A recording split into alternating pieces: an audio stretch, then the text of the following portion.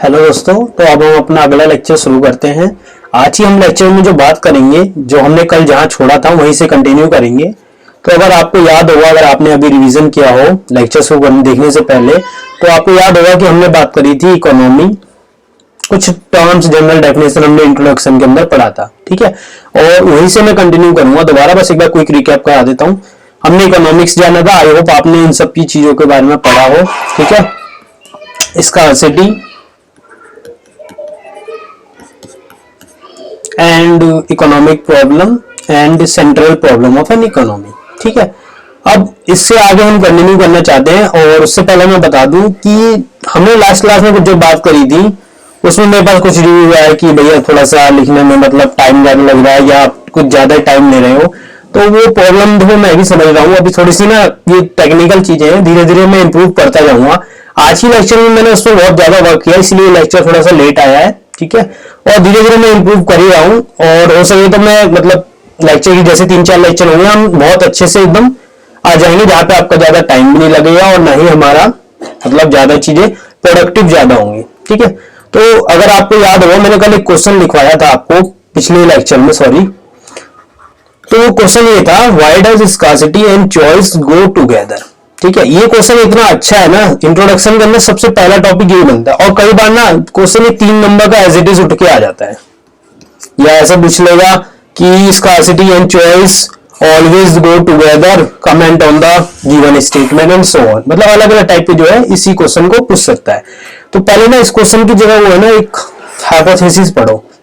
Hypothesis मतलब क्या, जो मैं जब इस क्वेश्चन को देता हूं ना, तो बच्चों के क्या क्या प्रेडिक्शन निकलते हैं मैं बताता हूं आपको। 20% लगभग बच्चे ऐसे होते हैं जो इस क्वेश्चन को बिल्कुल ही जो होता है ना उल्टा समझ के बैठ जाते हैं, जो होता है ना क्वेश्चन से भटक जाना, भावनाओं में बह जाते हैं। और 30% बच्चे ऐसे होते हैं जो क्वेश्चन को सही समझते हैं, लेकिन जो होता है ना एक आंसर मतलब मजेदार होना है, बिल्कुल जो चाहिए टीचर को उस टाइप का आंसर नहीं दे पाते। मतलब कोशिश पूरी करते हैं बट कुछ ज्यादा ही मतलब इंफॉर्मेशन दे बैठते हैं, और जिसकी वो क्वेश्चन की रिक्वायरमेंट भी नहीं है। 50% ऐसे होते हैं जो क्वेश्चन ही समझ नहीं पाते और इसलिए छोड़ भी देते हैं, ठीक है। तो सबसे पहले तो देखो, इकोनॉमिक्स में मैंने आपको पहले लेक्चर में बताया था कि लैंग्वेज इसकी जो है आपको ना ही बिल्कुल जो है ना कतई सिंपल वैसे भी नहीं करनी है, और ना ही बिल्कुल मोस्ट टिपिकल कि आप बिल्कुल दे दनादन इकोनॉमिक्स की टर्म्स पे ले जा रहे हैं, ठीक है। तो दोनों ही चीजों से बचना, आपको एक बैलेंस बना के रखना है। अब वो बैलेंस आएगा कैसे, वो बैलेंस आपको प्रैक्टिस से खुद डेवलप करना पड़ेगा। वैसे इस लेक्चर के एंड तक मैं आपसे इतने क्वेश्चन करवा लूंगा कि आप खुद मतलब अगर आपने सही से हर एक आंसर खुद से लिखे होंगे तो आप खुद ही कहोगे कि हाँ थोड़ा वक्त मतलब चेंज आ रहा है, ठीक है। तो देखो सबसे पहले तो इस क्वेश्चन में पूछा क्या गया है वो जानो। इसमें बोला है कि भाई ऐसा ही क्यों होता है कि स्कार्सिटी और चॉइस ही हमें प्रॉब्लम साथ में आती है। वैसे तो ये जनरल इसमें होता है ना कि इंप्लीकेशन इसकी डेली है कि भाई चीजें जो कम होती है उसको हम सही से इस्तेमाल करते हैं, और जब सही से इस्तेमाल कर रहे होते हैं तब हमें उन चीजों में देखना पड़ता है कि क्या चीज ज्यादा जरूरी है या किसकी ज्यादा रिक्वायरमेंट है, और फिर हम उसी पे खर्च करते हैं। ये हमने ये मतलब एक स्टेटमेंट जो दी है ये नॉर्मल हमारी लाइफ पे भी अप्लाई होती है, ठीक है। तो देखो इस क्वेश्चन में ना ही स्कार्सिटी के बारे में बोला है ना ही चॉइस के बारे में बोला है। तो जो बच्चे मतलब कोशिश कर रहे हैं ना कि स्कार्सिटी की डेफिनेशन चॉइस की मतलब कुछ मिला जुला के एक आंसर डेवलप कर देंगे, तो वो बिल्कुल मत करना, क्योंकि इसने स्कार्सिटी और चॉइस के बारे में नहीं पूछा। इसने इन दोनों से जो डेवलप हुआ है ऑप्शन वो दिया है, ठीक है। अभी मैं इसका पूरा आंसर एकदम जो होता है ना एकदम परफेक्ट आंसर होता है वो मैं आपको लिखवा दूंगा, लेकिन पहली बात दिमाग में आपने हमेशा रखना कि कोई भी आंसर का एक परफेक्ट आंसर नहीं होता। कोई भी क्वेश्चन का एक परफेक्ट आंसर आपको नहीं मिलेगा। आपको कोशिश करना कि अप्रोक्सीमेट सही आंसर मतलब जो पूछा जाए वो आप सही से डिफाइन कर दो।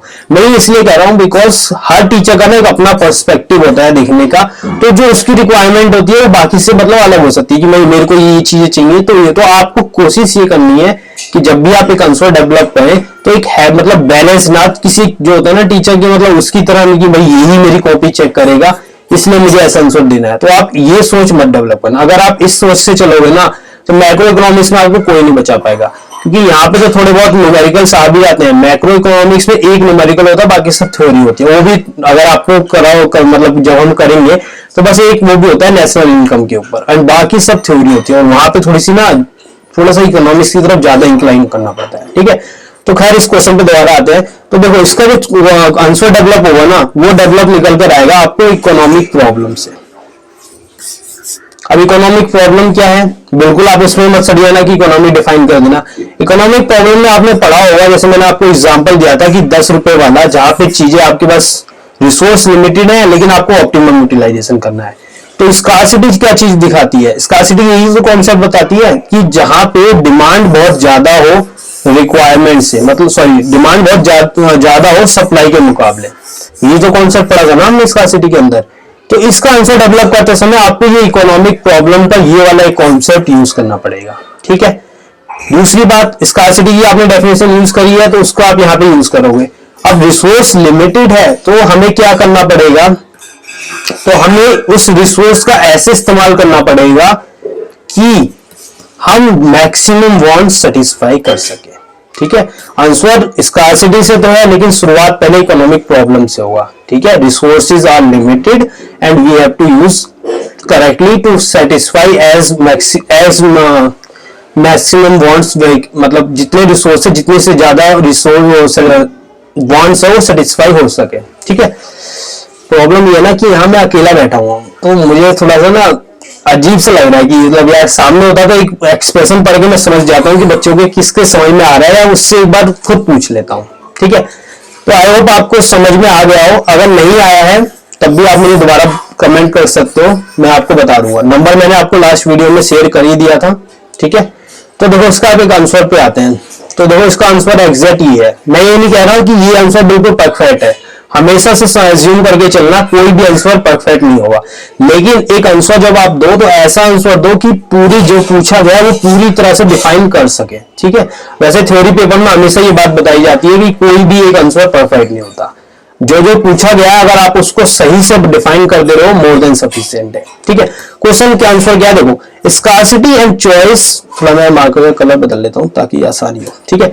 Scarcity and choice go together because, sorry ये थोड़ा सा गलत है, the problem of choice arise due to scarcity. अब ये दोनों स्कार्सिटी और चॉइस साथ इसीलिए जाते हैं, क्यों, क्योंकि हमें प्रॉब्लम ऑफ चॉइस हो रही है। अब ये प्रॉब्लम ऑफ चॉइस क्यों उठ रही है, क्योंकि हमारे पास रिसोर्स जो है वो लिमिटेड है, रिसोर्स कम है तो हमें उससे मैक्सिमम यूटिलाइजेशन करना पड़ेगा, मतलब कम रिसोर्स जाए और ज्यादा वांट सेटिस्फाई हो जाए, या ऐसे यूटिलाइजेशन करें कि जितनी से ज्यादा उससे ज्यादा वांट्स जो है वो सेटिस्फाई हो सके। अब साथ में देखो इकोनॉमिक प्रॉब्लम में बताया था, human wants are unlimited and differ in intensity, मतलब ह्यूमन वांट्स तो है लेकिन बहुत अनलिमिटेड है और उनकी भी रिक्वायरमेंट, मतलब किसी को बहुत ज्यादा है किसी की कम है, ठीक है। वो एग्जाम्पल 10 वाला है ना, उसको माइंड में यहाँ स्टिक करके रखना, बट उसको एक्सप्लेन करने मतलब जो है यहाँ पे, ठीक है। But resources to satisfy these wants are not only scarce but also have alternative use, ठीक है। उसके बाद causing emergence of problem of choice, अब alternative use है तो इसकी वजह से क्या हो रहा है कि प्रॉब्लम, मतलब चॉइस जो प्रॉब्लम है जो मैंने हमें यहाँ पे लिखा है वो अराइज हो जाती है, ठीक है। अब since all wants can not be satisfy, अभी लास्ट में जो ये वाली लाइन लिखवा रहा हूँ ना, मैं ये कंक्लूजन दे रहा हूँ एक तरह से, ठीक है। यहां तक हमने क्या एक्सप्लेन किया है, हमने प्रॉब्लम ऑफ चॉइस को एक्सप्लेन किया है, ठीक है। अब स्कार्सिटी की वजह से ये चीजें अराइज हुई है, उसके बाद ह्यूमन वांट्स अनलिमिटेड है, इकोनॉमिक प्रॉब्लम का कॉन्सेप्ट देख रहे हो, बिल्कुल लैंग्वेज का वो देखो आप, बिल्कुल आप लैंग्वेज पे जो मैं लैंग्वेज बता रहा हूँ उसको आप देखो, मैंने इकोनॉमिक प्रॉब्लम डायरेक्टली कहीं यूज नहीं किया, लेकिन जो मैं आंसर डेवलप कर रहे हैं यानी कि जो मैंने आंसर बनाया है वो बिल्कुल उसी पॉइंट को डिफाइन कर रहा है जो हमारी क्वेश्चन की रिक्वायरमेंट है, ठीक है। Differ in intensity, but resources to satisfy these want are not only scarce but also have alternative uses, ठीक है। Causing emergence of problem, अब जिसकी वजह से रिसोर्स लिमिटेड है, wants अनलिमिटेड है, ठीक है, तो उसकी वजह से हमें प्रॉब्लम ऑफ चॉइस करनी पड़ रही है, ठीक है। Since all wants cannot be satisfied due to limited resources, this leads to face, या फिर we face the problem of choice, ठीक है। वैसे आप इसको थोड़ा सा लैंग्वेज ट्विस्ट कर सकते हो, ठीक है। That is choice among multiple wants which are to be satisfied, ठीक है। आई होप ये आंसर बिल्कुल क्लियर आपको समझ में आ गया हो, एक बार नहीं आया तो इसको आप एक बार खुद से समझ के देखो, ठीक है। चलो फिर आगे आंसर देखते हैं, चलो ठीक है। तो आज हम अपना आज के टॉपिक पे देखते हैं कि हम लोग पढ़ने क्या वाले हैं, ठीक है। तो आज का जो टॉपिक है वो है कॉन्सेप्ट ऑफ अपॉर्चुनिटी कॉस्ट, मतलब क्या है कि अपॉर्चुनिटी कॉस्ट है क्या। आपको याद होगा मैंने लास्ट वीडियो में बताया था कि हम आज मतलब ये जो लेक्चर शुरू होगा वो अपॉर्चुनिटी कॉस्ट का होगा। ये मैं जनरली कहता हूँ कि जाने से पहले एक क्वेश्चन जरूर देना चाहिए कि थोड़ा बहुत आप भी रिवाइज करो। और मैं पहले ही बता चुका हूँ, हमें आंसर लिखने की भी प्रैक्टिस करनी है, सिर्फ समझना कोई प्रॉब्लम नहीं है। इकोनॉमिक्स के कॉन्सेप्ट 90% टॉपिक ऐसे हैं जो आप 2 या 3 बार ही पढ़ोगे ना आपके दिमाग में आ जाएगा। लेकिन पता है प्रॉब्लम कहाँ आती है? प्रॉब्लम आती है उन टॉपिकों से आंसर डेवलप करने में, और वो हर कोई नहीं सिखा पाएगा। ठीक है, ये मैं ऑनलाइन मॉडल बता रहा हूँ तो मैं भी थोड़ा सा इसमें प्रॉब्लम कर रहा हूँ, लेकिन ये मैंने टॉपिक 3-4 बार पढ़ा चुका हूँ तो मुझे इससे अच्छे से याद है। ठीक है, तो मैं अपनी तरफ से पूरी कोशिश कर रहा हूँ कि बच्चों के दिमाग में क्या क्या डाउट आ सकते हैं उनको क्लियर कर सकूं। अगर फिर भी कोई डाउट आ रहे हैं तो मैंने आपको अपना नंबर शेयर ही किया हुआ है, आप मुझसे पूछ सकते हो। ठीक है, तो खैर चलो क्वेश्चन दोबारा आते हैं टॉपिक पे। अब टॉपिक क्या है कि सबसे पहले तो इसका मतलब क्या है? It is the value of next best alternative. यह क्या है कि अगला जो बेस्ट अल्टरनेटिव हम गिव अप कर रहे हैं उसकी वैल्यू है। अब ये गिव अप क्या है? सपोज करो एक आदमी है एक्स, उसको अभी उसकी करंट सैलरी मान लो 10,000 रुपए है। ठीक है, मान लो कोई दूसरी कंपनी, मान लो एबीसी लिमिटेड कंपनी में वो वर्क कर रहा है एज अ मैनेजर। ठीक है, और उसको सैलरी 10,000 रुपए मिल रही है।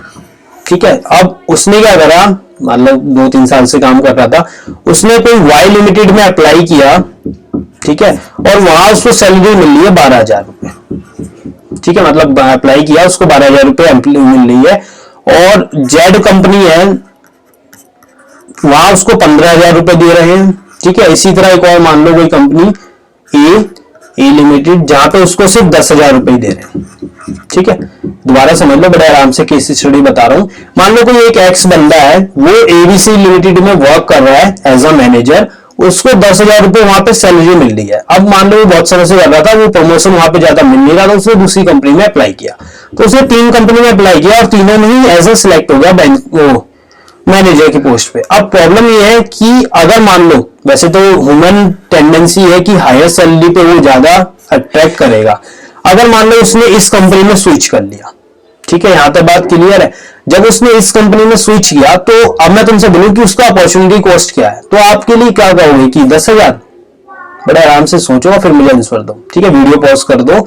जहां पे मैं क्वेश्चन बोल रहा हूं अगर आपको लग रहा है कि आपको थोड़ा ज्यादा टाइम चाहिए तो आप वीडियो पॉज कर दो। ठीक है, क्योंकि आपको खुद अपनी एक थिंकिंग डेवलप करनी है। ठीक है, अगर वो कंपनी जेड में स्विच कर रहा है, मतलब जेड कंपनी को ज्वाइन कर रहा है, तो अगर मैं पूछ रहा हूँ कि अपॉर्चुनिटी कॉस्ट क्या है, तो अगर आप लोग ये कह रहे हो कि 10,000 है तो ये गलत है। क्यों? क्योंकि भाई नेक्स्ट बेस्ट अल्टरनेटिव उसके लिए ये 3 जॉब है, बेसिकली उसके पास 4 ऑप्शन है। या तो वो उसी को वहीं पे काम कर रहा है जहां पे वो काम कर रहा है, या फिर वो वाई लिमिटेड ज्वाइन कर ले, जेड कर ले, या फिर वो कर दे। अब ह्यूमन टेंडेंसी हम जानते हैं कि मोस्टली जहां पे ज्यादा सैलरी मिल रही होती है हम वहां पे मूव कर रहे हैं कि उतने ही काम करना पड़े और ज्यादा सैलरी मिले। तो अब प्रॉब्लम ये है कि अगर वो 10 ये ज्वाइन करता है तो उसके लिए ये अपॉर्चुनिटी कॉस्ट नहीं हुआ, अपॉर्चुनिटी कॉस्ट 12,000 हुआ। ठीक है, value of next best alternative, क्योंकि 15,000 का उससे बड़ा अपॉर्चुनिटी ये 12,000 वाला ही। ठीक है, और भी बहुत बेसिक एग्जांपल से समझाऊं तो ऐसे समझो आप लोग, इसे भी एक और बेसिक एग्जांपल से भी समझा जा सकता है, ऐसे बहुत मोस्टली बुकों में दिया जाता है, उससे भी समझ लो आप लोग। मान लो कोई बंदा एक एक्स है, ठीक है, जिसको अभी सैलरी मिली है 75,000। ठीक है, और उसने कहीं और अप्लाई किया और उसको 80,000 रुपए मिल गए, या मान लो 90,000 मिल गए। तो अगर वो इस कंपनी में स्विच करता है तो उसका बेस्ट अल्टरनेटिव मतलब 80,000। अगर वो इस कंपनी को सिलेक्ट करता है तो उसके लिए बेस्ट अल्टरनेटिव ये 75 नहीं 90,000 होगा। ठीक है, मोस्टली बुक में as a case study perfect पूरा जो होता है ना, इसे लिख के पूरी तरह समझाना वो आपको मिल जाएगा। बट मोस्ट कॉमन मतलब पूरी कहूंगा कि कंक्लूजन पार्ट क्या है, तो बस यही है आपको देखना कि क्या सबसे बेस्ट है उसके सिलेक्ट करने के बाद। ठीक है, मान लो अगर उसने 90,000 सिलेक्ट कर लिया तो यानी कि ये दोनों ऑप्शन थे उसके पास, तो इन दोनों में से कौन सा ऑप्शन उसके लिए बेस्ट था। तो हमें भी पता है 80,075 से ग्रेटर है, यानी कि ये इसके लिए बेस्ट अल्टरनेटिव था 90,000 के मुकाबले। ठीक है, चलो फिर हम इसका अगला टॉपिक देखते हैं। अब इसका अगला टॉपिक है मार्जिनल अपॉर्चुनिटी कॉस्ट। ये अपॉर्चुनिटी कॉस्ट के अंदर ही है। सबसे पहले मार्जिनल का मतलब होता है कि स्लाइटली डिफरेंस, मतलब डेविएशन हल्का सा। ठीक है, तो मार्जिनल अपॉर्चुनिटी कॉस्ट, इसको मार्जिन रेट ऑफ ट्रांसफॉर्मेशन भी कहते हैं, और ये रेट ऑफ सैक्रिफाइस, इसको ध्यान रखना, कई बार एज एमसीक्यू उठ के आ जाता है। ठीक है, रेट ऑफ सैक्रिफाइस मतलब सेम चीज है जो मार्जिनल अपॉर्चुनिटी कॉस्ट डिफाइन कर रहा है। मतलब कि अगर आप दो गुड्स प्रोड्यूस करते हो, ठीक है, जनरली हम अज्यूम करते हैं 2 गुड्स मॉडल। अगर आप एक्स प्रोड्यूस कर रहे हो, मान लो आपने 5 क्वांटिटी एक्स की, 5 इसकी प्रोड्यूस की है, ठीक है, तो आपको एक एडिशनल क्वांटिटी प्रोड्यूस करने के लिए, मान लो 6 प्रोड्यूस करने के लिए आपको कितनी क्वांटिटी इसमें से कम करनी पड़ रही है, मतलब वाई के प्रोडक्शन में कितना आप कम कर रहे हो कि आप एक गुड्स इसकी प्रोड्यूस कर रहे हो। मान लो आपने 5 से 3 पे आ गए, तब जाके आपने एक गुड्स प्रोड्यूस किया, मतलब 2 गुड्स का सेक्रीफाइस किया एक गुड्स के प्रोडक्शन में, ठीक है। तो ये दिखाता मार्जिनल अपॉर्चुनिटी कॉस्ट। ये डेफिनेशन मैंने लिखवा दी है। एमओसी यानी कि marginal opportunity cost is the loss of output of one commodity C Y, मतलब मैंने अज्यूम किया है 2 गुड्स एक्स और वाई, ठीक है। आप कुछ भी ले सकते हो, मोस्टली बुक में ना कॉटन और आई थिंक बटर ले लेते हैं, ठीक है, या तो कोई राइस और व्हीट अलग अलग से अज्यूम करके बनाते हैं, ठीक है। तो वो आपके ऊपर है, बट जनरली हम एक्स वाई के थ्रू समझा सकते हैं। कोई भी 2 गुड्स का मॉडल होना चाहिए, एक को आप कुछ और ले लो और दूसरे को कुछ और ले लो। ये जरूरी नहीं है होमोजीनियस हेटेरोजीनियस। मैं इतना टेक्निकल चीजें अभी डाल लिया क्योंकि अभी आपने होमोजीनियस हेटेरोजीनियस ज्यादा पढ़ा नहीं है, तो अभी के लिए बस आप इसको एक्स और वाई की टर्म्स में समझ के चलो, ठीक है। तो कितनी कमोडिटी वाई का आपको सेक्रीफाइस करनी पड़ रही है कि आप एक गुड्स जो है अगले गुड्स एक्स का प्रोडक्शन कर सके, मतलब loss of output of one unit when, एक सेकंड यहाँ पे कुछ मिस्टेक है, मैं 1 मिनट करेक्ट कराता हूँ आपको देख के। One unit sacrifice to produce one more unit of, सही तो है, when a unit of more, हाँ यहाँ पे व्हेन है, सॉरी ये थोड़ा सा करेक्शन है, ठीक है। व्हेन अ यूनिट, ये मैं लिख देता हूँ इसको, ये थोड़ा सा ना यहाँ पे करेक्शन पार्ट है, यहाँ पे जो है ना ये WHEN होगा, ठीक है। MOC is the loss of output of one commodity when a unit more of other commodity C Y, मतलब जो दूसरी गुड का एक और गुड्स प्रोड्यूस करने के लिए हमें पहली वाली गुड्स का कितना प्रोड्यूस कम करना पड़ेगा, ठीक है, बाय शिफ्टिंग रिसोर्स। क्योंकि हमारे पास, हमने पहले इकोनॉमिक प्रॉब्लम में समझा था कि रिसोर्स तो हमारे पास लिमिटेड है। अगर रिसोर्स हमारे पास लिमिटेड है, मतलब अगर एक का प्रोड्यूस हम ज्यादा कर रहे हैं तो दूसरे वाले में अपने आप हमें कम करना पड़ेगा, तभी तो हमें रिसोर्स चाहिए होंगे, ठीक है। और इसे नोट डाउन कर लेना वीडियो पॉज करके, ठीक है। मैं एक बार पूरा क्लियर कर देता हूँ, आराम से वीडियो पॉज करके नोट डाउन कर लेना, ठीक है। चलो फिर हम अपने अगले टॉपिक की तरफ बढ़ते हैं। देखो एमओसी और एमआरटी जो है ना, मैंने एकदम सेम लिख रखा है, दोनों चीजें असल में सेम ही है, बिल्कुल माइनर सा डिफरेंस है दोनों के बीच में, ठीक है। तो अभी के लिए आप ऐसा समझो कि दोनों चीजें सेम है, और दोनों में डिफरेंस क्या है वो मैं आपको लास्ट में बता दूंगा, ठीक है। वैसे दोनों को सेम ही कंसीडर किया जाता है और दोनों की डेफिनेशन में थोड़ा सा डिफरेंस है। एमओसी में लॉस ऑफ आउटपुट मतलब हम आउटपुट देखते हैं, और इसमें हम रेट मतलब रेशियो देखते चलते हैं, मतलब एक गुड प्रोड्यूस करने के लिए 2 गुड्स का हमें सेक्रिफिकेशन करना पड़ रहा है, 3 के लिए 1, इस तरीके से, ठीक है। इसकी डेफिनेशन पे मैं ज्यादा फोकस नहीं कर रहा, क्यों? बिकॉज इसकी डेफिनेशन आपको बुक में मिल जाएगी, आप 1 या 2 बार रीड करोगे समझ में आ जाएगा। दूसरी बात, हमें ना इसकी एप्लीकेशन सीखनी है, वो सबसे जरूरी है एज कम्पेयर टू डेफिनेशन, ठीक है। डेफिनेशन पे क्वेश्चन अभी तक तो आया नहीं, और आएगा भी तो बहुत ही 1 या 2 नंबर का आएगा, ठीक है। तो डेफिनेशन में आप लोग डिफाइन कर दोगे, मैं साथ के साथ डिफाइन देता भी जा रहा हूँ।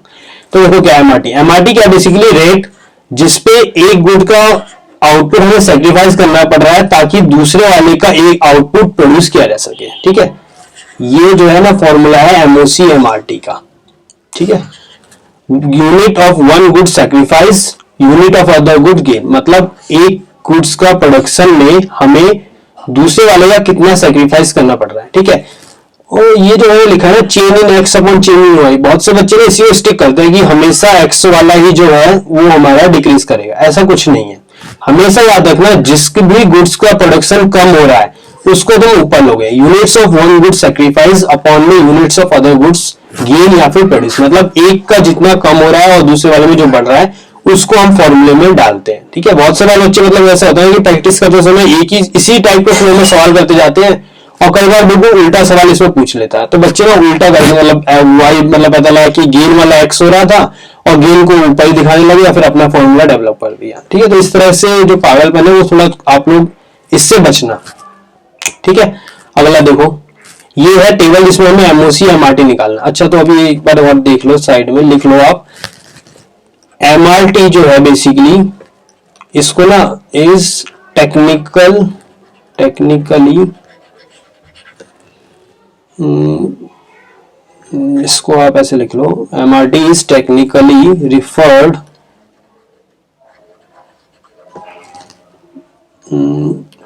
For MOC।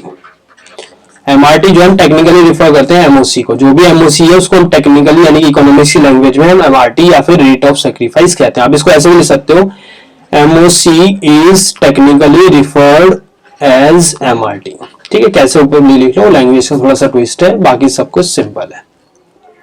ठीक है, अभी देखो ये जो हमें सवाल दिया है, इन्होंने एक टेबल है, हमें इसमें बोला है कि MOC MRT निकालो। तो कैसे निकालोगे? देखो सबसे पहले ये चेक करो कि किसका प्रोडक्शन कम हो रहा है। तो आप ये देखोगे कि Y वाला ये जो मैंने लिख दिया ना आपको, तो ये आप स्टिक मत कर जाना, ये मैंने इसी चीज को डिफरेंस बताने के लिए करा था। यहाँ पे change in X upon change in Y लिखा है, जबकि यहाँ पे देखो change in Y upon change in X है। तो वो स्टिक मत करना कि मतलब कि चिपके रहोगी, नहीं Y वाले डिक्रीज होता है, ऐसा कुछ नहीं। तो यहाँ पे देखो Y के प्रोडक्शन हमें जो यूनिट्स है वो कम प्रोड्यूस हो रही है, और प्रोडक्शन ऑफ X देखो धीरे धीरे बढ़ रहा है। ठीक है, मतलब गेन इसमें हो रहा है और इसमें जो है वो रिडक्शन हो रहा है। ठीक है, चलो पहले टेबल बनने से पहले दो चीज जान लो, ये कॉम्बिनेशन क्या है? इसको हम पॉसिबिलिटी भी कहते हैं, कई बुक में डेफिनेशन में रखी होगी पॉसिबिलिटी, पॉसिबिलिटीज। ठीक है,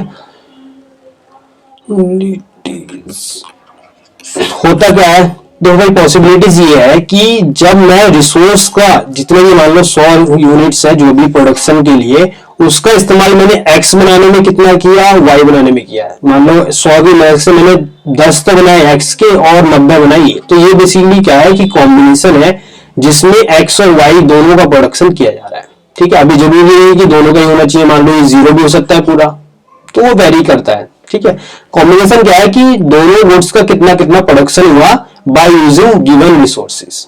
ठीक है, तो देखो कॉम्बिनेशन भी कहते हैं, पॉसिबिलिटी भी कहते हैं, मोस्टली कॉम्बिनेशन वर्ड यूज किया जाता है। ठीक है, तो एक बार इसका ना टेबल फिलअप करने का वो देख लो कैसे होता है। तो यहां से अगर आप देखोगे, यहां से ऊपर की इंफॉर्मेशन तो है नहीं, तो यहाँ पे तो ये डैश हो गया कि भैया इसके लिए तो नहीं निकल सकता। लेकिन अगली लाइन में मतलब यहाँ के लिए आप देखोगे तो यहाँ से एक गुड्स का जो है प्रोडक्शन कम हुआ है, और यहाँ पे क्या हुआ है, एक का प्रोडक्शन बढ़ा है। तो अगर आपको रेशियो निकालना हो तो रेशियो क्या बनेगा? तो रेशियो इसका होगा, कितनी गुड्स सेक्रीफाइस करी, 1, कितना प्रोडक्शन बढ़ा, 1, तो रेशियो क्या हो गया, 1। ठीक है, इसी तरह अगर आपको इसका रेशियो देखना हो तो यहां से 2 यूनिट्स कम प्रोड्यूस की गई, कितना प्रोडक्शन बढ़ा, 1 यूनिट बढ़ा, तो क्या रेशियो होगा, यूनिट सेक्रीफाइस 2, यूनिट गेन 1। ठीक है, ये 7-2 का कोई रोल नहीं है, बस ये हमें मार्जिनल मतलब कितनी गुड्स सेक्रीफाइस करनी पड़ रही है वो जानने में हेल्प कर रहा। तो यहाँ पे रेशियो हो गया 2। अच्छा आगे देखो, 7 से 4 में हमें 3 गुड्स सेक्रीफाइस करनी पड़ी, प्रोडक्शन कितना बढ़ा, सिर्फ 1 यूनिट, 3/1 इज इक्वल टू 3। इसी तरह यहां से देखोगे आप तो 4 गुड्स सेक्रीफाइस करनी पड़ रही है तब जाके 1 गुड्स। तो लास्ट वाले का अगर आपको देखें कि क्या इसका होगा, तो 4/1 इज इक्वल टू 4। तो जो ये आया है मेरा 1 2 3 4, ये मेरा क्या है, मार्जिनल अपॉर्चुनिटी कॉस्ट या मार्जिनल रेट ऑफ सब्स्टिट्यूशन। ठीक है, अब बहुत से बच्चों के मन में आ रहा होगा कि भैया इसका यूज क्या हो रहा है। तो अगर आप जब मैं पीपीसी बताऊंगा ना, तो एक चीज ध्यान में रखना कि जो ये हम निकाल लेना 1 2 3 4, ये बेसिकली कुछ भी नहीं है, ये स्लोप है पीपीसी कर्व का। अभी स्लोप क्या होता है, अगर आपने मैथमेटिक्स ले रखी होगी तो आप तो बहुत इजीली समझ जाओगे, लेकिन जिन्होंने समझ नहीं रखती वो आप मतलब इसको ऐसे समझ लो, मतलब जिन्होंने नॉन मैथ ले रखा है अपना ऑप्शनल सब्जेक्ट, तो उनके लिए यार ये है स्लोप की किस रेट पे, स्लोप बेसिकली क्या है, किस रेट पे जो हमारी लाइन है वो घूम रही है। मतलब आप देखो ना कि यहां से यहां तक एकदम थोड़ा सा स्टीप हो गया, या थोड़ा सा नया बना के समझते हैं, मान लो ये हुआ, और मैंने इसको एक ऐसा भी कर्व हो सकता है, कर्व ऐसा भी हो सकता है, और कर्व ऐसा भी हो सकता है। तो ये जो स्लोप है ना वो यही मेजर करता है कि किस डिग्री पे लाइन मेरी घूम रही है, जैसे यहां से यहां तक, यहां से यहां तक। ठीक है, इसको स्लोप कहते हैं, हम और आगे बात करेंगे। ठीक है, अभी के लिए आप ये समझ लो कि एमओसी जो है वो हेल्प करता है हमें ये जानने में कि पीपीसी जो हम कर्व बना रहे हैं वो किस डिग्री पे घूम रहा है, मतलब कितने डिग्री, ऐसा भी हो सकता है, ऐसा हो सकता है, ये हमें डिटरमाइन करने में पीपीसी एमओसी हेल्प करता है पीपीसी के लिए। ठीक है, तो चलो फिर हम अपना अगला टॉपिक देखते हैं। अभी तक हमने जो बात करी थी वो थी हमारा कि एमओसी एमआरटी क्या है। मैं शुरू से कहता आ रहा हूँ, इन पे आप अच्छे सवाल कर लेना, आपको इसमें एप्लीकेशन मतलब एमओसी एमआरटी रेट निकालना तो अच्छे से आना ही चाहिए, ठीक है। इनका हम यूज करेंगे पीपीसी कर्व बनाने में, ठीक है। तो अब पीपीसी कर्व है क्या, मैंने आपको जब लेक्चर शुरू किया था सबसे पहले लेक्चर में ही बताया था कि पीपीसी क्या है। इसको हम पीपीएफ भी कहते हैं, production possibility frontier, production possibility boundary भी कहते हैं, ट्रांसफॉर्मेशन कर्व, फ्रंटियर, बाउंड्री, अलग अलग नामों से ही जाना जाता है, ठीक है। अब है क्या कि पीपीसी कर्व बेसिकली एक ग्राफिकल रिप्रेजेंटेशन है किसका, of various combination of two good. मतलब एक ग्राफिकल रिप्रेजेंटेशन है दो गुड के कॉम्बिनेशन का जो प्रोड्यूस किया जाएगा किसकी मदद से, पहला गिवन टेक्नोलॉजी, जो टेक्नोलॉजी चल रही है उसकी हेल्प से, सॉरी टेक्नोलॉजी, ठीक है, और गिवन रिसोर्सेस। मतलब अगर मेरे पास 100 यूनिट है या मान लो मेरे पास इतनी जमीन है तो मैं इसकी हेल्प से क्या क्या कॉम्बिनेशन है, दो रेज्यूम कर लो, व्हीट एंड राइस। तो जब मेरे पास 100 हेक्टेयर जमीन है तो मान लो मैं ऐसा भी कर सकता हूँ कि 50 पे व्हीट उगा लूं, 50 पे राइस, 40 पे उगा लूं, 60 पे ये उगा लूं, या व्हीट उगाऊंगी नहीं 100 पे पूरा ही उगा लूं, या फिर ऐसा हो सकता है 100 पूरा इस पे उगा लूं, इसको 0 कर लूं। तो अलग अलग कॉम्बिनेशन पे अलग अलग और गिवन टेक्नोलॉजी इस्तेमाल करके मैं जो चीजें प्रोड्यूस करूंगा वो सब होगा, वो सारे कॉम्बिनेशन इस पिक्टोरिकल ग्राफ मतलब ये जो कर्व बना है ये उसको रिप्रेजेंट करेगा, ठीक है। वो डिपेंड करेगा कि क्या क्या यूनिट्स हमने लिया। तो है क्या डेफिनेशन, एक बात दोबारा समझ लो, पीपीसी एक ग्राफिकल रिप्रेजेंटेशन है किसका, various combination of two good जो अब प्रोड्यूस की जाएगी with the help of given technology, जो टेक्नोलॉजी मार्केट में चल रही है या जो फॉलो की जा रही है, दूसरा और जो जो हमारे पास रिसोर्स है। अब इसमें हम एक अजम्पशन लेते हैं, ठीक है। वैसे अजम्पशन 3-4 होते हैं, वो हम अलग से इस पे बात करेंगे थोड़ी देर में। क्या अजम्पशन ने डेफिनेशन में डिफाइन कर दिया है कि जो रिसोर्स हम इस्तेमाल करेंगे वो फुल्ली और एफिशिएंटली मतलब विदाउट एनी या एज बहुत कम से कम वेस्ट के साथ हम उसे यूटिलाइज करेंगे। अब अजम्पशन क्या है पीपीसी ड्रॉ करने के लिए, तो देखो पहला अजम्पशन क्या है कि रिसोर्स लिमिट फिक्स्ड है, मतलब रिसोर्स का कोई हमारे पास वो नहीं है कि जितना मांगो उतना निकल के आ जाएगा, रिसोर्स हमारे पास लिमिटेड है। दूसरा क्या है, टेक्नोलॉजी अनचेंज है, टेक्नोलॉजी जो चल रही है हम उसी पे मतलब जो सबसे एफिशिएंट टेक्नोलॉजी है हम उसी का इस्तेमाल करेंगे। अब रिसोर्स जो फुल्ली एम्प्लॉयड मतलब रिसोर्स का हम पूरा इस्तेमाल, ये नहीं कि भाई 10 बचा लो 100 में से अगले साल इस्तेमाल करेंगे, ऐसा कुछ नहीं है। जो रिसोर्स है हम उसका पूरा इस्तेमाल करें, ये सब एजम्पशन हम ले रहे हैं ड्रॉ करने के लिए पीपीसी, ठीक है। रियल लाइफ में होता है क्या, उसे हमने नहीं लिया, मतलब हमने अभी कर रहे हैं, अभी हाइपोथेटिकली डाटा बना रहे हैं अपने लिए सिचुएशन उसमें समझ रहे हैं, ठीक है। तो क्या क्या हमने पहला रिसोर्स लिमिटेड है और जितने हैं वो फिक्स है, मतलब और कहीं से आ नहीं सकते, मतलब जो अभी तक हमने जितनी खोज की है उसमें नहीं आएंगे, तो बाद में हम देखेंगे क्या क्या हो सकता है, ठीक है। दूसरा टेक्नोलॉजी में कोई चेंज नहीं है। तीसरा रिसोर्स फुल्ली एम्प्लॉयड है। चौथा टेक्नोलॉजी पूरी एफिशिएंटली एम्प्लॉयड की गई है, रिसोर्स जो है पूरी एफिशिएंटली यूज किए गए हैं, और resource are not efficiently in the production of all good, ये सबसे इंपॉर्टेंट है, ठीक है। लास्ट में मैंने लिखा हुआ है कि रिसोर्स जो हमने इस्तेमाल किया है वो दोनों गुड्स के प्रोड्यूसर के लिए एफिशिएंट नहीं है। मतलब ऐसा हो सकता है कि ये जो सुइटेबल जमीन है वो वीट के लिए ज्यादा अच्छी है, अगर मैं इस पे राइस उगाने लगूंगा तो जो क्वांटिटी प्रोड्यूस होगी वो इतनी हाई क्वांटिटी नहीं होगी, मतलब जितना मान लो 50 मतलब ये जमीन थी 50 हेक्टेयर 100 में से जिसका इस्तेमाल अगर ये इस जमीन पे मैं वीट उगाता तो काफी अच्छी मतलब हाईएस्ट उगा सकता था, मान लो कितना 1000 क्यूबिक ले लो, क्यूबिक क्विंटल जो भी, ठीक है। और अगर मैं राइस उगाऊंगा तो राइस मान लो 10 क्यूबिक क्विंटल उग सकता है। कुछ इस फॉर्म में यूनिट अपनी ले लेना, मिलीमीटर क्यूब चलता है, एमएमटी मिलियन मेट्रिक टन, ठीक है, इस फॉर्म में उग सकता है। तो अब यहाँ देखो अगर मैं वीट उगाता तो 100 मिलियन मेट्रिक टन उगा सकता था, अगर मैं इसी जमीन पे अगर राइस उगाने लग रहा हूं तो मैं सिर्फ 10 मिलियन मेट्रिक उगा सकता हूं। तो ये इसी बात को दिखाता क्या है कि रिसोर्स जो है एक गुड के प्रोडक्शन के लिए जितना एफिशिएंट होगा दूसरे वाले के प्रोडक्शन में उतना एफिशिएंट नहीं होगा, ठीक है। अगर रिसोर्स ट्रांसफर करोगे एक से दूसरे में तो जो कॉस्ट है वो इंक्रीज करेगा, मतलब एमओसी इंक्रीज करेगा। एमओसी का फॉर्मूला क्या था, अभी आपने लिखा था चेंज इन एक्स, मतलब जितना यूनिट सैक्रिफाइस करनी पड़ रही है, मैं शुरू से बताते आ रहा हूँ, एक्स और वाई के साथ स्टिक मत करना, और चेंज इन मतलब कितना गेन हो रहा है। और हमारे वाले केस में क्या होगा, मान लो वीट से हम राइस में जा रहे हैं तो कितना वीट हमें सैक्रिफाइस करना पड़ रहा है for 1 unit of production of rice. ठीक है, ये 5 एग्जाम्पशन है, आप इन्हें नोट डाउन कर लेना। सबसे इंपॉर्टेंट ये वाला है, ये ऐसे नहीं कि इनकी कोई वैल्यू नहीं है, बट इसकी इंप्लीकेशन बहुत ज्यादा है पीपीसी कर्व बनाने में। ठीक है, चलो फिर तो देखो इन्होंने दे रखा है, तो हम इसका जो है एक ग्राफ बनाते हैं। तो सबसे पहले ना एमओसी निकाल लो। देखो 10 से 1 हुआ मतलब 1/1, 1 2 अपॉन में 1, यहाँ पे दो यूनिट कम करनी पड़ रही है, एक प्रोडक्शन हुआ,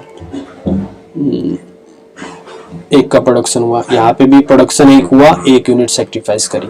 यहाँ पे हमने 3 सेक्रीफाइस करी, किस लिए? ताकि 1 प्रोड्यूस हो सके। यहाँ पे 4 सेक्रीफाइस करी, किस लिए? ताकि 1 प्रोड्यूस हो सके। तो रेशियो क्या बनेगा? 3/1, 3 2 4/1 4। अब इसका पीपीसी कर्व देखते हैं कैसे बनेगा। ठीक है, थोड़ा सा छोटा ही ले लेते हैं। ठीक है, ये लाइन थोड़ी सी टेढ़ी है, इसको सीधी करते हैं।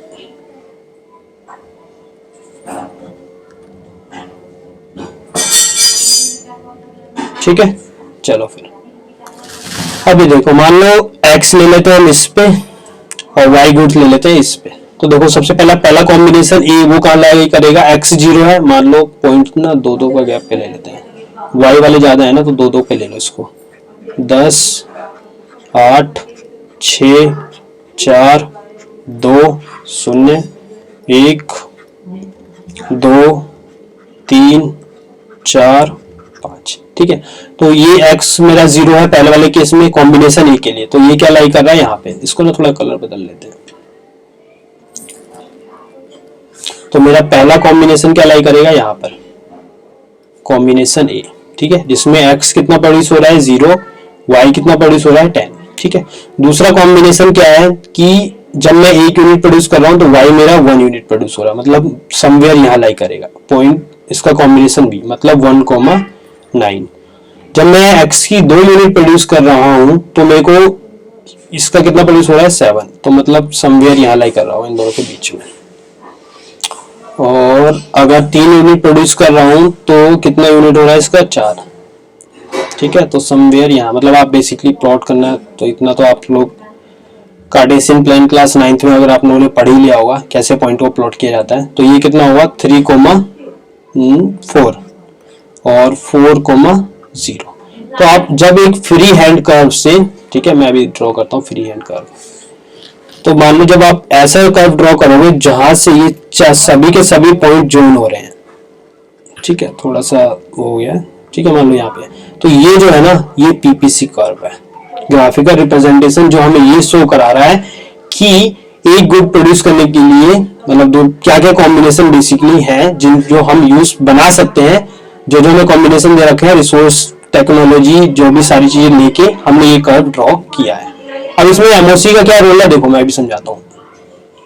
ठीक है, देखो यहाँ पे भी 1 है, तो यहाँ से ऐसे समझो आप, यहाँ से यहाँ तक में आने के लिए बेसिकली 9 तक आ गए हम, हमें क्या करना पड़ा, 1 यूनिट सेक्रीफाइस करना पड़ा, लेकिन हमारा पॉइंट यहाँ पे प्रोडक्शन नहीं हो रहा, प्रोडक्शन कहाँ पे हो रहा है यहाँ पे, तो यहाँ पे 1 का गेन हुआ है, यहाँ पे 1 कम हुआ है। ठीक है, इसी तरह बी से सी आने में अगर आप देखोगे तो 1 तो गेन हुआ है, लेकिन यहाँ पे 2 यूनिट का सेक्रीफाइस हुआ है।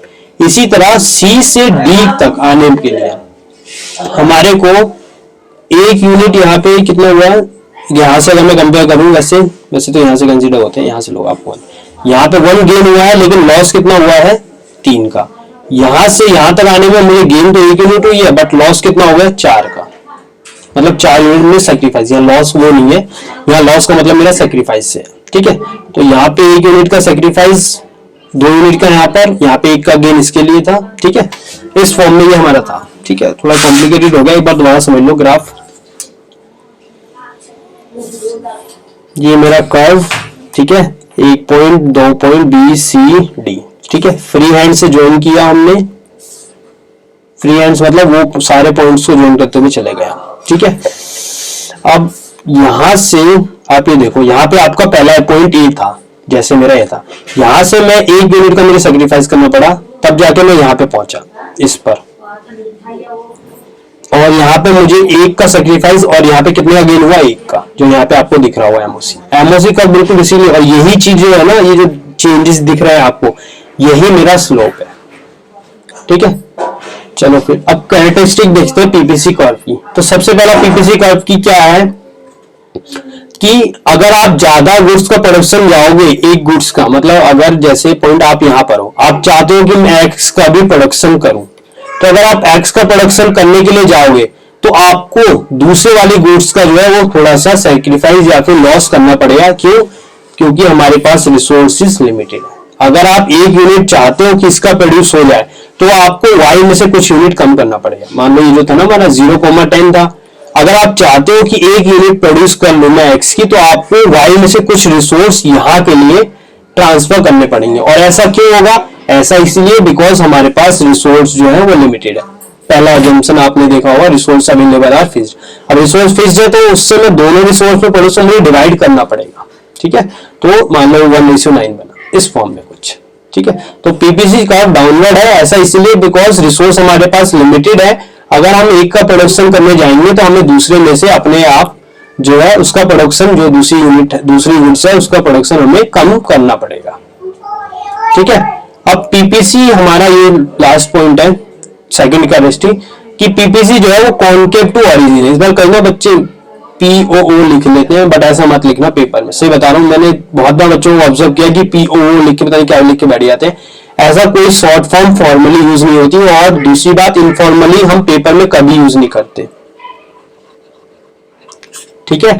पॉइंट ऑफ ओरिजिन क्या है? ये पॉइंट ऑफ ओरिजिन बेसिकली ये वाला पॉइंट, इसको हम पॉइंट ऑफ ओरिजिन कहते हैं। तो जो मेरा पीपीसी कर्व है वो कॉन्केव होता है, मतलब कुछ इस फॉर्म में होता है।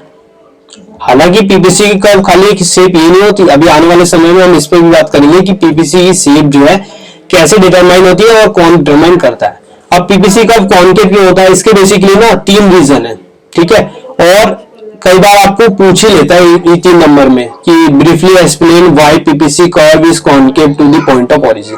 तो इसका सबसे पहला तो ये रियलिस्टिक एजम्पशन है कि गुड्स जो है वो दोनों गुड्स प्रोड्यूस करने, रिसोर्स जो है वो दोनों गुड को प्रोड्यूस करने के लिए इक्वली एफिशिएंट नहीं है। मतलब एक का प्रोडक्शन वो अच्छा कर सकते हैं, दूसरे वाले के लिए इतना अच्छा नहीं हो सकते। मतलब उनके जो जिस तरह की चीज रिक्वायरमेंट है वैसी चीज नहीं हो सकती। ऐसे समझ लो ना आप, एक मोबाइल कंपनी, मोबाइल बनाने वाला आदमी है, मतलब स्किल लेबर है, उससे आप कहो कि भाई तो मोबाइल नहीं चल, मेरे लिए बंदूकें बना, तो वो इतना एफिशिएंट नहीं होगा ना।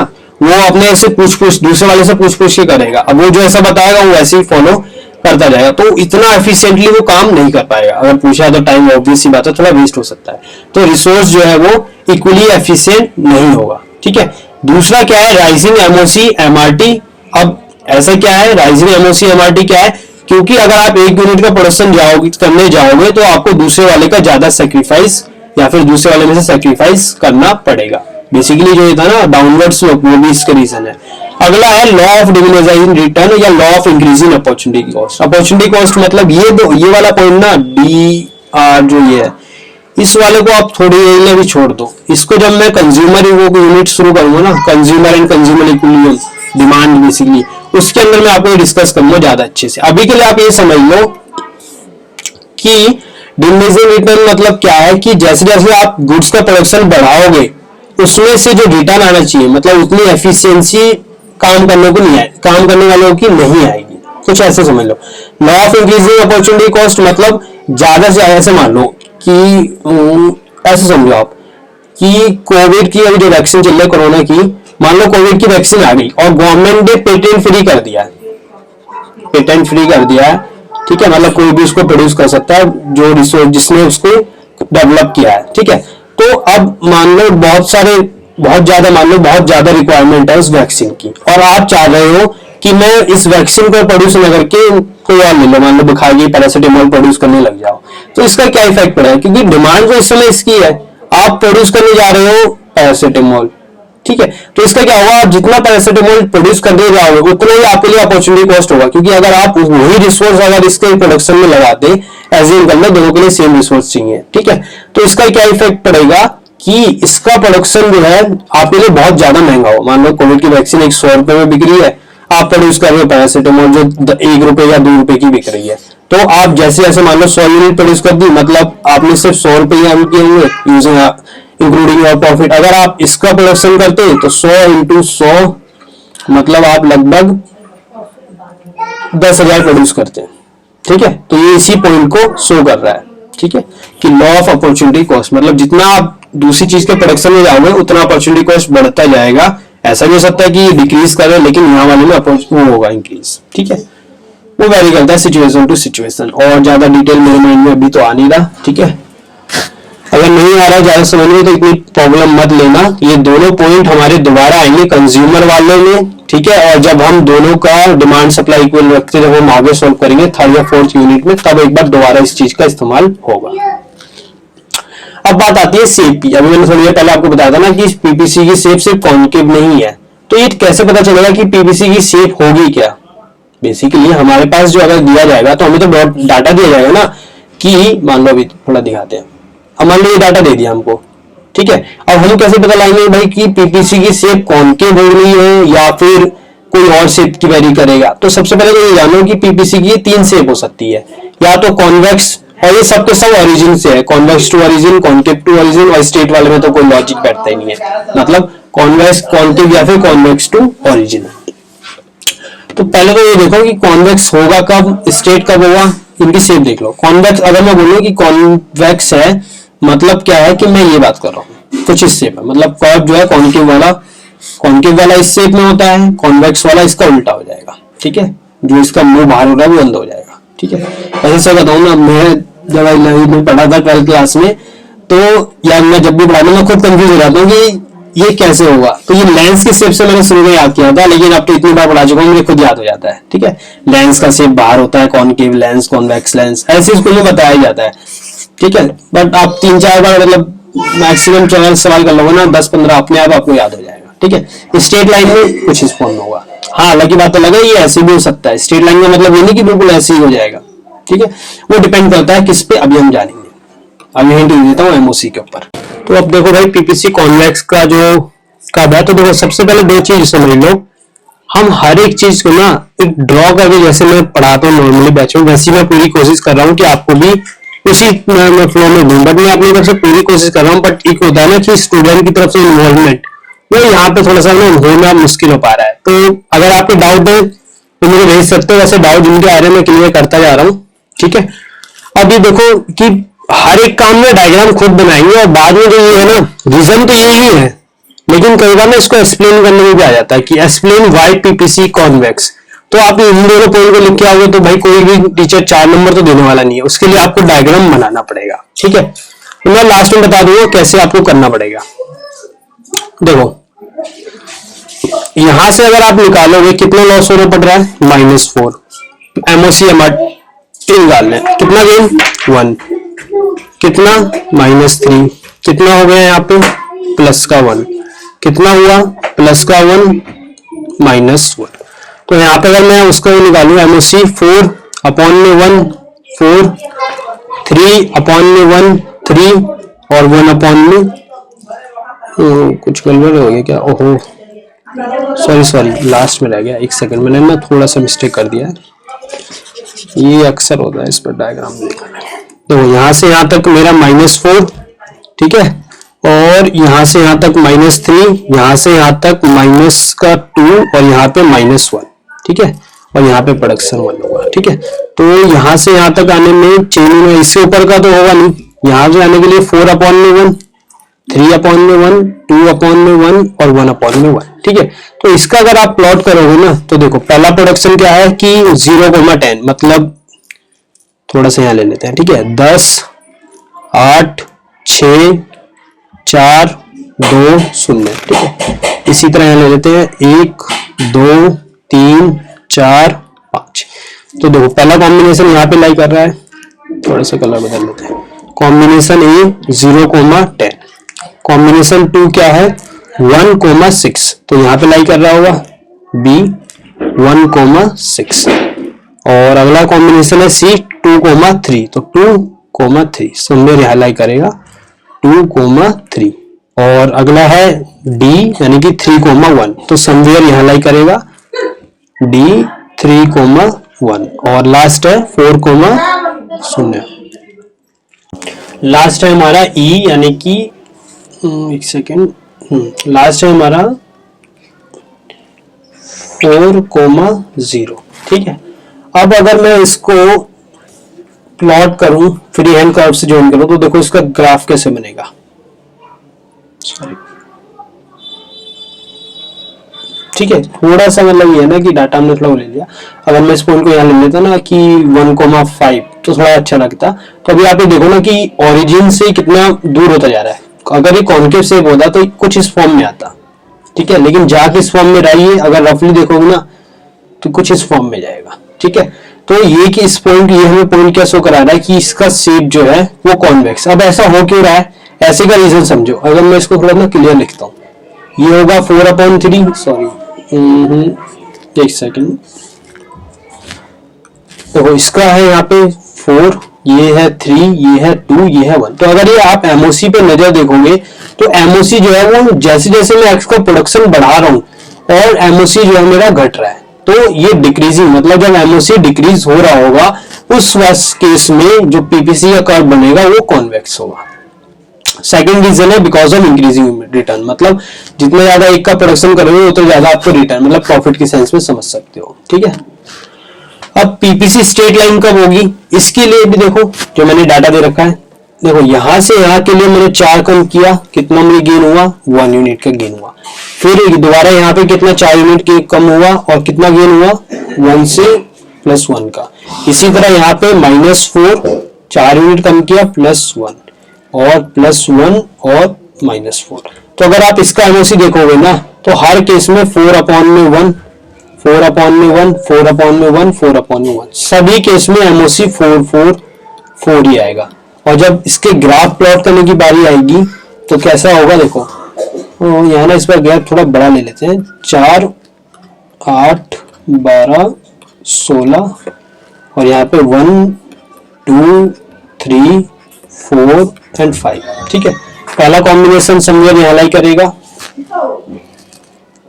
A 0,16, B होगा हमारा 1,12, तो 1, ये ना हमारा गैप भी अनइवन हो रहा है इसलिए हमारा ग्राफ इतना परफेक्ट नहीं दिखेगा। ठीक है, अगर आप गैप बराबर लोगे तब भी सेम दिखेगा। C होगा 2,8 एंड D होगा 4,3,4 एंड लास्ट वाला होगा क्या हमारा C 4 को यहाँ लो थोड़ा, इसको 4,0। तो जब आप इसको ज्वाइन करोगे ना तो एक स्ट्रेट लाइन में सभी पॉइंट लाई कर रहे होंगे। इस वाले केस में ना हमारा थोड़ा सा ग्राफ अनइवन है, मतलब क्योंकि देखोगे ना आप ध्यान से तो मेरा गैप थोड़ा अनइक्वल हो रहा है, इस वजह से इसमें अंतर हो रहा है। ठीक है, तो इसका क्या रीजन है कि देखो हर एक केस में एमओसी एक 4 ही है, मतलब कांस्टेंट टर्म है। एमएसी पीबीसी कर्व जो है वो स्ट्रेट रहेगा, क्यों, बिकॉज ऑफ कांस्टेंट एमओसी, मतलब ना तो एमओसी बढ़ रहा है ना ही घट रहा है, सेम रह रहा है, हर केस में 4 4 आ रहा है, इसलिए इसका जो पीबीसी कर्व होगा वो स्ट्रेट लाइन बनेगा। ठीक है, अब देखो कॉनकेव का ये तो हमने पहले भी कर चुके हैं। ठीक है, ये लोग आप ये वाला केस आप लोग खुद समझोगे। ठीक है, ग्राफ प्लॉट करके देखना और बस एक चीज ऑब्जर्व करना कि एमओसी कैसा रह रहा है, इसमें डिक्रीज कर रहा था इसलिए कॉन्वेक्स होगा, अगर कांस्टेंट रह रहा है तो स्ट्रेट लाइन होगी। ये वाला केस आप लोग करके देखना। ठीक है, और बिल्कुल सेम इसी तरीके से होगा जैसे हमने इसका प्लॉट किया था, सॉरी इस वाले का जैसे हमने समझा था। ठीक है, बिल्कुल सेम डाटा भी वही रखा है मैंने। और ये कुछ क्वेश्चन है, इन्हें आप नोट डाउन कर लेना, इसको हम अगले लेक्चर में दोबारा करेंगे। ठीक है, चलो फिर वीडियो पॉज कर देना और इससे फिर हम आगे का कॉन्सेप्ट शुरू करते हैं। देखो भाई, अब पीपीसी का हमने जान लिया कि क्या है, ये ग्राफिकल रिप्रेजेंटेशन है ऑफ ऑल द पॉसिबिलिटी जो प्रोड्यूस की जा सकती है by using given resources and technology, assuming that all the resources are efficiently utilized। ठीक है, तो अब ये चेंज का मतलब क्या है, तो यहाँ पे ना चेंज दो टाइप से मतलब है हमारा। चेंज का एक मतलब क्या है कि पूरा पीपीसी कर्व ही शिफ्ट हो जाए, शिफ्ट मतलब पूरा यहाँ पे हो जाए। ठीक है, ऐसा उस केस में होता है जब दोनों गुड्स के लिए हमारे पास कोई चेंज हुआ, या तो रिसोर्स दोनों गुड्स के लिए बढ़ गए हैं या फिर टेक्नोलॉजी दोनों के प्रोडक्शन के लिए बढ़ गई है। ये इसमें एक रीजन होता है शिफ्ट, ये आगे मैंने पूरा लिखा हुआ है, बस समझाने के लिए, ठीक है। एक होगा रोटेट, ठीक है। रोटेट का मतलब क्या होगा कि किसी एक गुड, मान लो ऐसा होगा एक्स और वाई दोनों के प्रोडक्शन के लिए जब टेक्नोलॉजी में इंप्रूवमेंट हुई तो आगे शिफ्ट होगा, या फिर ऐसा हो सकता है दोनों के लिए रिसोर्स मिल जाए तो आगे शिफ्ट होगा। बट ये ऐसा भी हो सकता है कि अंदर की तरफ शिफ्ट हो, ठीक है। तो ऐसा किस केस में होगा, ऐसा इस केस में होगा जब रिसोर्स या तो बिल्कुल खत्म हो जाए किसी भी वजह से, या टेक्नोलॉजी डिग्रेड हो जाए, ठीक है। इसी तरह रोटेट का भी सेम सिंपल है, ऐसा भी हो सकता है, सॉरी ये थोड़ा सा मैंने गलत, ऐसा भी हो सकता है कि एक ही गुड्स के लिए रिसोर्स की मिल वो हो, मतलब रिसोर्स एक ही गुड्स के लिए मिला हो, या फिर ऐसा भी हो सकता है कि उसके ही सिर्फ उसी की टेक्नोलॉजी डिग्रेड हुई हो, या फिर रिसोर्स हमारे उसके लिए कम हुए हो। अब बात आती है कि भाई है क्या, तो देखो सबसे पहले चेन इन पीपीसी जो है वो दो टाइप के है, पहला है शिफ्ट, दूसरा है रोटेशन, ठीक है। शिफ्ट मैंने अभी थोड़ी देर पहले आपको डिस्कस कर ही चुका हूं, ठीक है। इसमें थोड़ा और आगे बढ़ते हैं।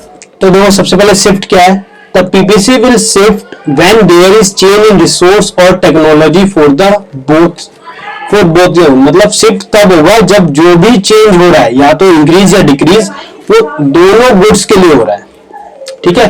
पहला shift in PPC can be either rightward, या तो राइटवर्ड शिफ्ट भी हो सकता है, लेफ्टवर्ड भी हो सकता है। राइटवर्ड कैसे होगा, मतलब ये ओरिजिनल था इधर शिफ्ट कर जाए, लेफ्टवर्ड क्या होगा अंदर की तरफ शिफ्ट हो जाए, ठीक है। हम इन दोनों पर बात करेंगे वन बाय वन। तो देखो राइटवर्ड शिफ्ट क्या है, rightward shift PPC will shift to right when there is increase in the availability of resource, जब रिसोर्स की अवेलेबिलिटी बढ़ जाए दोनों के लिए। ये जो लास्ट लाइन लिखी है ना मैंने, ये दोनों के लिए, ठीक है। पूरी डेफिनेशन एक ही लाइन में, बस मैंने थोड़ा सा अच्छे से समझाने के लिए इनको ब्रेक करके लिखा। तो पीपीसी पहला क्या है कि राइट तब शिफ्ट होगा जब या तो टेक्नोलॉजी में रिसोर्स बढ़ जाए या फिर दोनों की टेक्नोलॉजी बढ़ जाए, और वो भी दोनों गुड्स के लिए, तब राइटवर्ड शिफ्ट होगा, ठीक है। बट गिवन रिसोर्स या टेक्नोलॉजी की मदद से अगर आप चाहते हो कि सेम रिसोर्स और सेम टेक्नोलॉजी का इस्तेमाल करके राइटवर्ड शिफ्ट हुआ जा सके, तो ऐसा पॉसिबल नहीं होगा। क्यों, क्योंकि हमने पहले अज्यूम कर लिया था रिसोर्स आर फिजिकल। अगर हमें रिसोर्स मिल रहा है तो ये तो अजम्पशन गलत हो जाएगा ना। तो रिसोर्स की अवेलेबिलिटी मतलब कोई दूसरी जगह से मिल जाए, मतलब कोई डिस्कवरी हो जाए, तो उस वजह से मिलेगा कि रिसोर्स जो है बढ़ गए हैं, किस वजह से कि हमें कहीं और से नई चीजें मिल गई, या फिर टेक्नोलॉजी अपग्रेड हो जाए कि मतलब सेम चीज का इस्तेमाल करके ज्यादा प्रोडक्शन किया जा सके, ठीक है। जैसे मान लो स्टील बनाने में बहुत से कंपोनेंट यूज होते हैं, मेनली आयरन का यूज होता है। अब ऐसी टेक्नोलॉजी आ गई कि मान लो आयरन का इस्तेमाल पहले 90% होता था स्टील बनाने में, तो अज्यूम कर लो कि 50% में उतनी ही मजबूत स्टील बन सकती है। तो इस टेक्नोलॉजी के अपडेट से क्या होगा कि आयरन का यूज होगा, आयरन का यूज होगा तो इसका हेल्प क्या होगा कि हमारा जो पीपीसी कर रहा है वो आगे की तरफ शिफ्ट हो, एंड सो मतलब बहुत सारे एग्जांपल, ठीक है। इसका कर्व भी देख लो आप, एक बना देता हूँ एग्जैक्ट, ठीक है। वैसे आपको डाटा दिया जाएगा पूरा, या डाटा मिल जाए तो एक्सप्लेन करते समय आप बता देना। ये मान लो राइटवर्ड शिफ्ट कर दिया और एरो से दिखा देना, ठीक है। और नाम भी दे देना बी ए, मान लो ये बी सॉरी ए डैश ले लो इसको, और उसको ए डैश, इसको ए डैश ले लो, इसको बी डैश ले लो, कोई और नाम से भी दिखा सकते हो, बट मोस्टली बुक में ऐसे, इसलिए मैंने बुक वाले हेल्प किया, ठीक है। लेफ्टवर्ड शिफ्ट क्या होगा, जब दोनों या तो रिसोर्स की अवेलेबिलिटी कम हो जाए या फिर टेक्नोलॉजी डिग्रेड हो जाए, मतलब टेक्नोलॉजी जो होती थी लोग भूल जाए, एंड मतलब अलग अलग रीजन की वजह से बस डिग्रेड होनी चाहिए, इंपॉर्टेंट है, पर दोनों गुड्स के लिए हो, तो इसमें होगा। तो इसमें क्या कर्व बनेगा, मान लो पहले ओरिजिनल ये था, तो अब शिफ्ट क्या हो जाएगा अंदर की तरफ, ठीक है। मान लो पहले ए बी के प्रोड्यूस हो रहा था, अब बी डैश सॉरी ए डैश बी डैश पे आ जाएगा, ठीक है। इसी तरह अगर रोटेशन पे बात करें, ये था अभी तो हमने जो बात करी शिफ्ट पे, और ये याद रखना शिफ्ट हमेशा तब होता है जब दोनों गुड्स की कमोडिटी, मतलब जो भी रिसोर्स है जो भी गुड्स है उन दोनों के लिए चेंज होना चाहिए।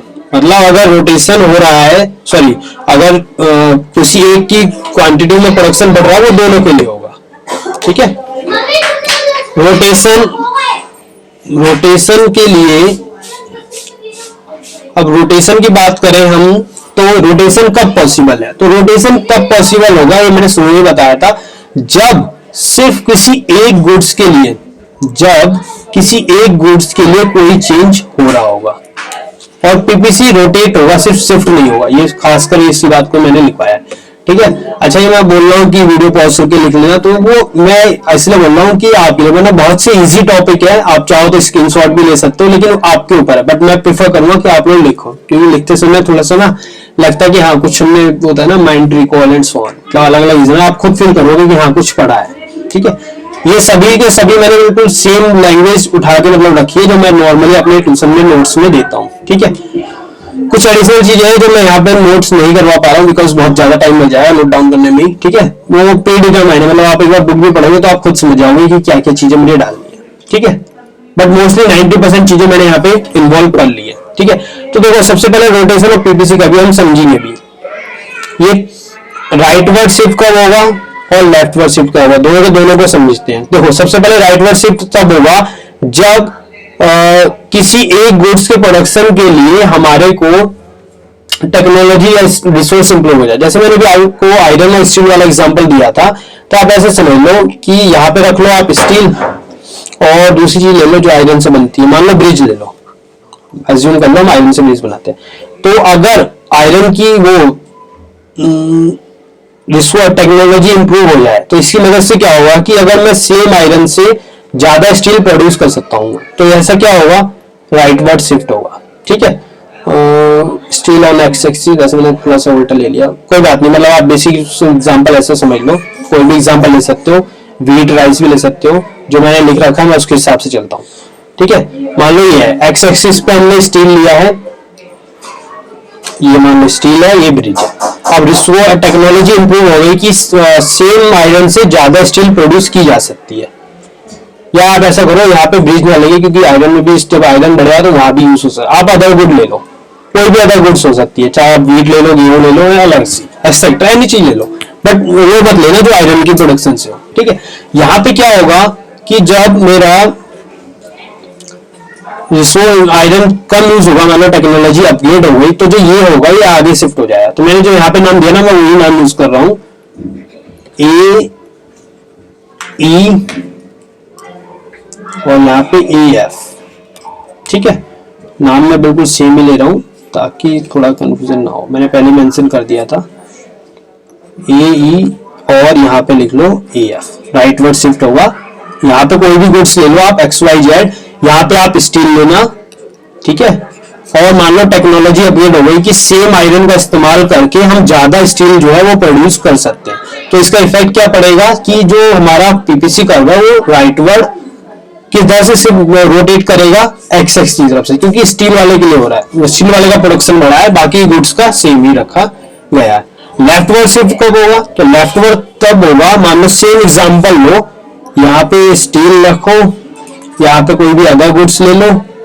अब एज्यूम कर लो टेक्नोलॉजी डिग्रेड हो गई है, मान लो लोग भूल गए हैं, तो ज्यादा आयरन का इस्तेमाल हो रहा है, ठीक है, और मतलब सेम आयरन का इस्तेमाल करके कम स्टील प्रोड्यूस हो रही है, तो इस वजह से ये कहां पे शिफ्ट होगा, लेफ्टवर्ड। तो इस बार AE से AD पे, ठीक है। और इसी तरह आप लोग समझ सकते हो।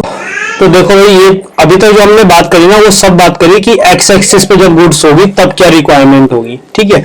अभी यहां तक हम खत्म नहीं हुआ, अभी आप लोग एक काम करना कि सेम चीज बस एक क्या करना, इस बार जो मैंने स्टील लिया था ना एक्स एक्सिस पे, आप लोग वाई एक्सिस पे लेके देखना तब क्या चेंज होगा, ठीक है। ये मैंने आउटकम लिख दिया है, मतलब क्या क्या होगा आप लोग खुद भी कर सकते हो, ठीक है।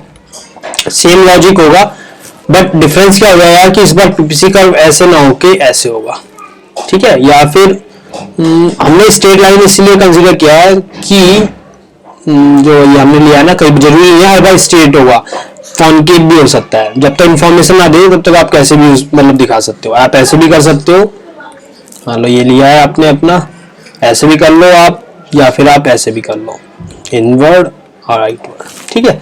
तो आप लोग करके देखना वाई एक्सिस के लिए। अभी जो हमने बात करी कि मैंने एक्स एक्सिस पे लिया था, सेम लॉजिक वाई एक्सिस के लिए, इसका लेफ्टवर्ड ये रहा, राइटवर्ड डिस्कस किया था, इससे पहले डिस्कस किया था, ठीक है।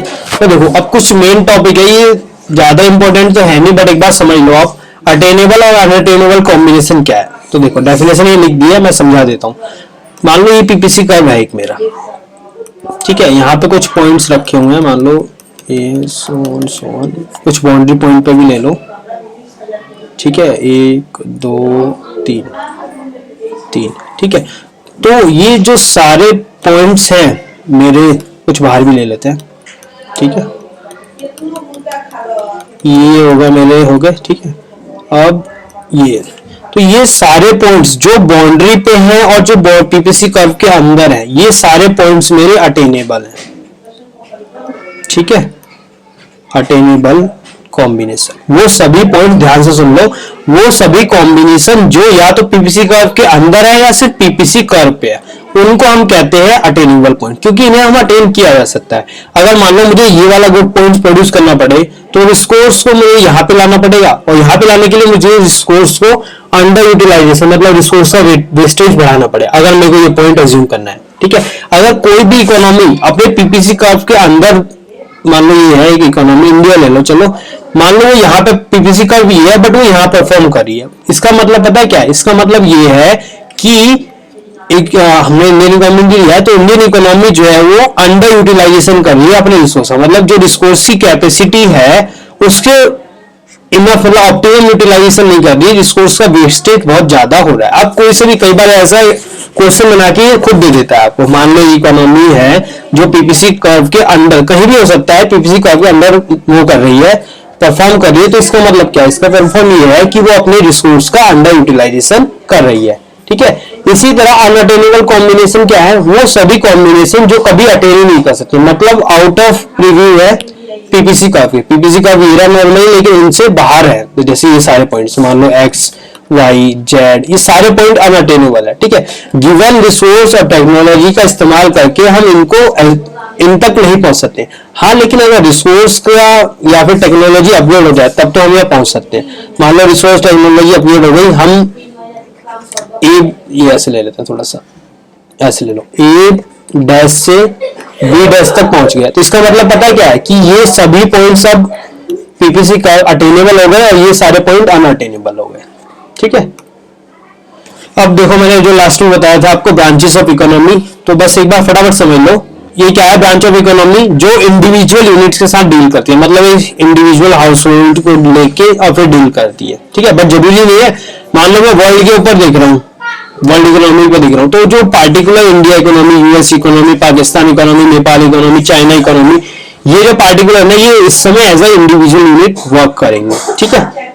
और ये है एग्रीगेट यूनिट, मतलब जब मैं सबको एक साथ मिला के चल रहा हूँ, मतलब एक वर्ल्ड इकोनॉमी में जब मैं देख रहा हूँ तो वो मैक्रो इकोनॉमिक्स का पार्ट हो जाएगा। लेकिन अगर मैं इंडिविजुअल पे बात कर रहा हूँ, मान लो इंडिविजुअल हाउस, तो ये वर्ल्ड इकोनॉमी पे जब एक एक इकोनॉमी की बात की जाएगी तो माइक्रो इकोनॉमिक्स, लेकिन अगर इंडिया की बात करें खाली, तो उस समय इंडिया मैक्रो इकोनॉमिक्स में कंसिडर किया जाएगा। क्यों? क्योंकि इंडिया के अंदर भी मान लो अगर स्टेट्स पे ले जाए या फिर स्टेट्स नहीं तो आप ऐसे ले लो इंडिविजुअल हाउस होल्ड, मतलब उससे और छोटे हो सकते हैं, ठीक है।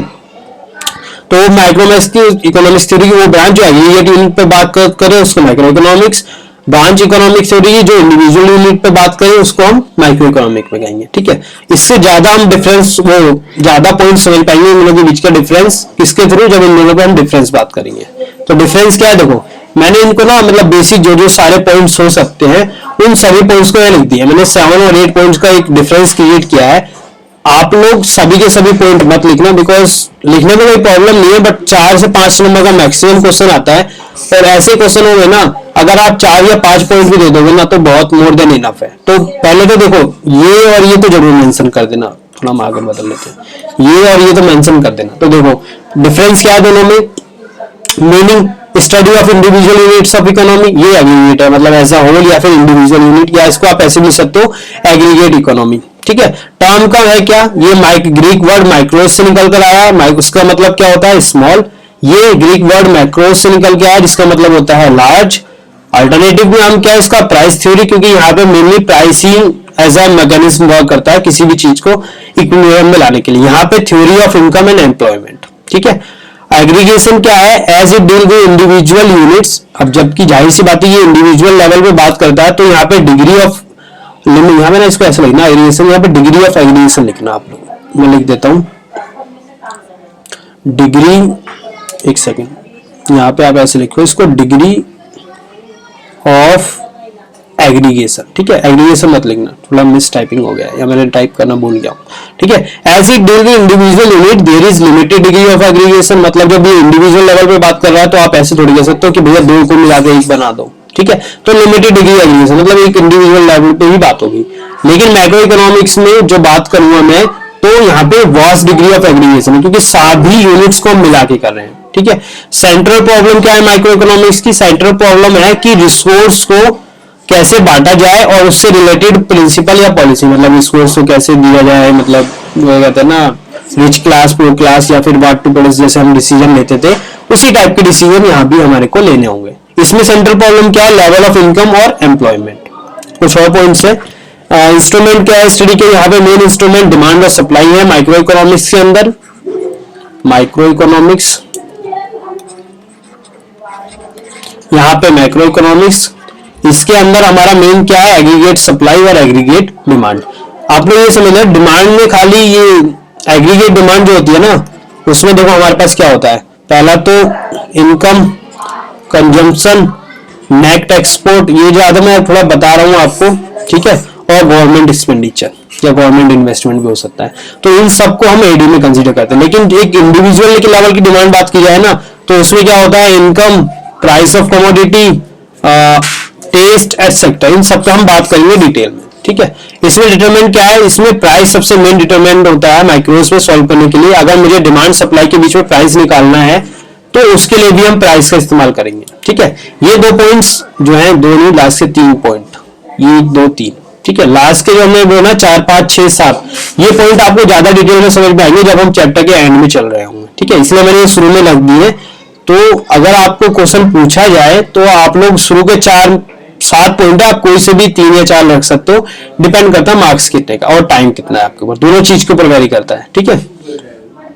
चलो फिर ये हमारे थे टॉपिक, आई होप आपने को समझ लिया हो यहाँ तक। इससे आगे हम अगले लेक्चर्स में बात करेंगे, मतलब हम अगला लेक्चर जब भी होगा हमारा, उसमें हम डिस्कस करेंगे कंज्यूमर इक्विलिब्रियम के लेकर, मतलब यूनिट 2 पे हम शुरू करेंगे, ठीक है। अब मैं तो अपनी अब से पूरी कोशिश कर रहा हूँ कि अब जो जितना हो सके, मतलब जितने मुझे रिसर्च इस पे करनी थी उतनी चीजें हमारे पास हो गई है, और आई थिंक मोस्टली अब सबको समझ में चीजें आ रही होंगी, और आने वाले समय में हम थोड़ी सी और चीजें मतलब एडअप करेंगे। तो लेक्चर अब जो है ना मोस्टली फ्रिक्वेंटली होंगे, मतलब ऐसा नहीं हुआ कि जैसे पिछले वाले लेक्चर और इस वाले लेक्चर में खासे दिन का गैप हो गया, जैसे मैंने आपको शुरू में ही बताया था, क्योंकि मुझे थोड़ा सा ना इसमें टेक्निकल चीजें समझने में टाइम लगा है। तो धीरे धीरे जो है ना कम होता रहेगा। जैसे इकोनॉमिक्स की टर्म्स में कहूँ तो मार्जिनल रेट ऑफ ट्रांसफॉर्मेशन जो है वो कम होता रहेगा, अपॉर्चुनिटी को थोड़ा कम होता जाएगा, ठीक है। तो आप लोग जब तक यहाँ तक पढ़ना, ठीक है, और जितने हो सके उतने क्वेश्चन करना, ठीक है। मैंने आपको पहले बता चुका है, मुझे बुक से कोई प्रॉब्लम नहीं है, बट प्रेफर करना संदीप वर्क करना, उसमें क्वेश्चन भी अच्छे हैं और उनका लैंग्वेज भी अच्छा है, ठीक है। वैसे मैं प्रमोशन नहीं कर रहा उसका, मैं इसलिए बता रहा हूँ बिकॉज कई बार बच्चे इतना टेक्निकल लेके बैठ जाते हैं ना आंसर, तो आंसर लिखते समय टीचर भी हो जाता है कि भैया इकोनॉमिस्ट ने तूने लिख दिया आंसर, तो इतना वो टिपिकल मत लिखना। वैसे इकोनॉमिस्ट में होता कुछ नहीं, इनका आंसर नंबर काटता टीचर, वो कुछ नहीं है, ठीक है। चलो आपने यहाँ तक करना, और आने वाले समय में अपने आगे के लेक्चर पे बात करेंगे। Thank you.